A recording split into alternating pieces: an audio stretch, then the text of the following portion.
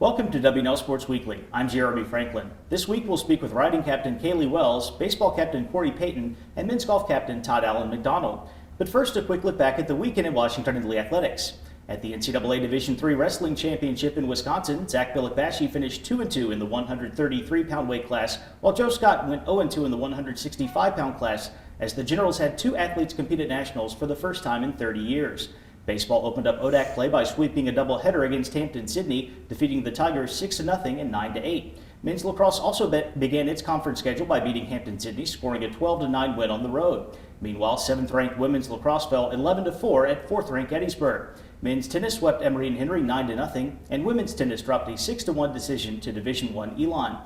Joining me now is Caleigh Wells, senior riding captain from Calabasas, California. Caleigh, welcome back to the show. Thanks so much. WNL had 5 IHSA events in the month of February. Overall, how did those go for the Generals?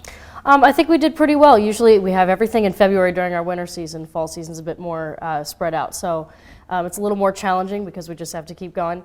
Our first show, I think it was a little bit of a shock to get us back in season, but I think the team took that as a sign to do a little bit better. And after that, we tied for second at Hollins. And then we got second at UVA, which for us, those are usually the most challenging shows because since the hosting schools decide the limits, those are our smallest limits. So we have the fewest number of people competing, and we did pretty well. Regionals are coming up on Sunday. What's in store for the Generals this weekend? We have 6 girls competing in 5 of our events, which is the most that we've ever had since I've been on the team. Gordon suggested, I think, since he's been head coach. So that's really exciting for our team. And all of the people that are in have been great participants, giving us a lot of points all throughout the season and very consistent in their showing. So while a lot of regional competitors will be there, we're having really big classes this time at regionals, I think they have a really good shot at being able to move on.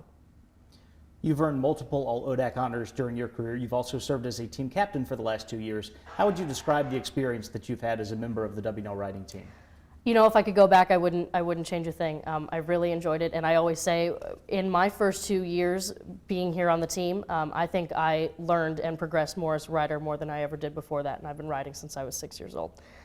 So I wouldn't change a single thing. I think our team dynamic is really great, and our coaches are so supportive, and the IHSA experience in collegiate riding is so different than riding independently, and I just really feel that it's something that I've been able to really shine in, and I'm really glad that I've been able to do it. Looking ahead, what are the Generals' goals for the ODAC Championship in early April? Well, in our past 3 years, we've gotten first, second, and third respectively, so I think our goal is to change that trend. We're going to be having some older riders. I think everyone will be having previous experience in ODACs, so that will be incredibly helpful for us.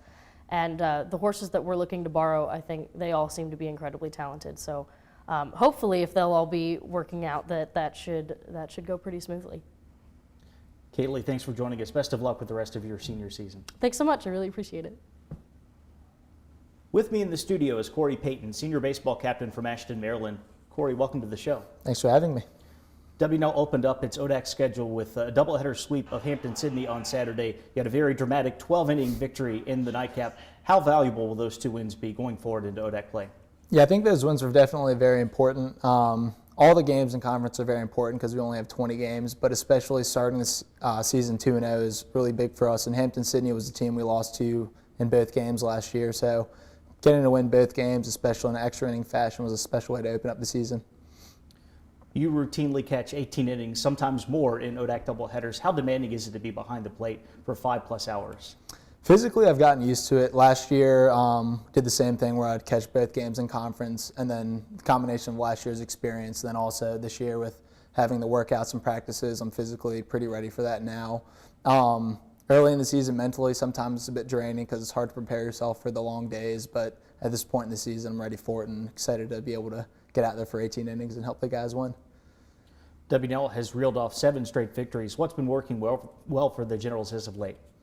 I think early in the season we put a little bit extra pressure on ourselves. We were anticipated to do pretty well, and I think that just kind of led us to play tight early on, and we also played some pretty solid teams early on. But the last few weeks we've just kind of relaxed and tried to get back to what made us successful last year, which was just playing loose, having fun, and just working hard and kind of enjoying the moment. And I think that loose atmosphere has really helped us play better and not tense up as much in the tight situations. The Generals are in the middle of a long homestand. Your next 2 ODAC doubleheaders are also in Lexington. How important is this upcoming stretch? I think it's pretty important. Obviously, home field is something we want to protect. We did a good job of that last year, and also with the teams we're playing, we want to make sure that we are putting a good showing. With Valwez, they're supposed to be a pretty solid team in the ODAC, so we want to come out and play well against them, and then also just kind of set ourselves up for the middle part of the ODAC season. Just make sure we're getting all the wins we can into the early part of the season. Cory, thanks for joining us. Best of luck throughout the year. Yeah, thank you very much. I'm joined now by Todd Allen McDonald, senior golf captain from Little Rock, Arkansas. Todd Allen, welcome to the show. Hi. WNL opened up the spring season by placing 6th out of 18 teams at Barry's tournament last week. How pleased were you with the Generals' performance down in Georgia? Yeah, I think we had a good time down there. We had a lot of people get some good experience. It was really cool to see Brian win the tournament as a freshman. That's really, really good work. 2016 was a special season for WNL. You won the ODAC, finished tied for 3rd at the Division III championship, which was the program's highest ever finish at the national tournament. How can you build off of last year's success? Yeah, I think that's going to give us a lot of confidence. I also think it kind of validates what we do here. Not many people know we had the 2nd highest GPA in Division III golf last year. So continuing that work on and off the golf course, just trying to get better every day. And then, when it comes down to it, we're playing golf and we're having fun.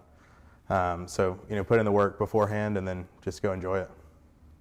Your sport relies on individual performances. With that in mind, how do you view your role as one of the team captains?